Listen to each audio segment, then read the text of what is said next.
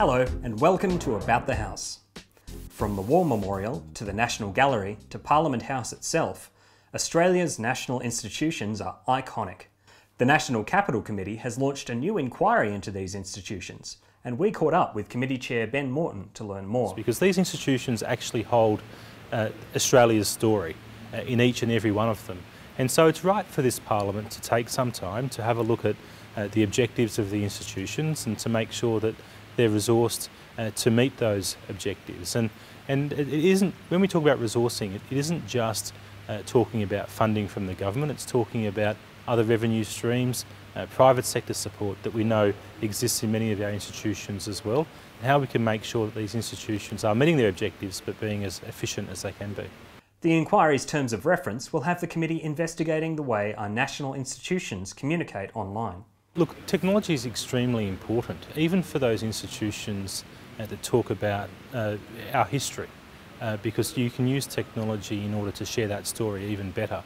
One of the things that I'm excited about is that this inquiry will look at not only about these institutions' footprint here in Canberra itself, but what they're doing around the country to take the story that they're telling across the entire nation. And if I'm from Perth in Western Australia, we have some of the institutions come and do their roadshows in my state, and we want to learn a little bit more about that as well.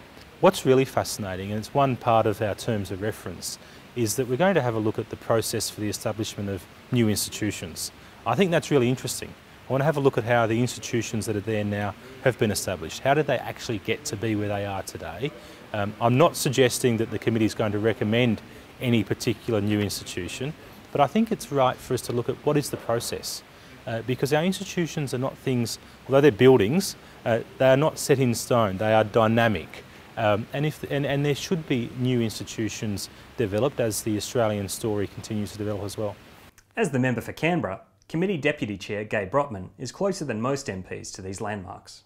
Well, most of these institutions are in my electorate, and so for me it's personal in many ways, and also it has a significant benefit to the Canberra economy. We've got tourists coming from all over Australia, all over the world to visit our national institutions because they are very special, and it's what makes Canberra so unique and so special as the centre of our nation's democracy and our national story. We're keen to get a sense from the Australian community about how these institutions engage with them. Are they engaging enough? Are they engaging with different age groups, different backgrounds, different demographics. We know that we do a lot of work with school children, particularly with the Parliamentary Education Program.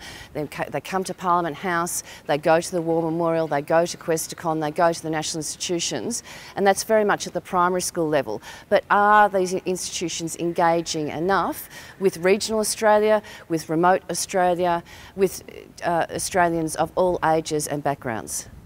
Thanks for watching. To have your say on Australia's national institutions, you can make a submission at aph.gov.au/national institutions.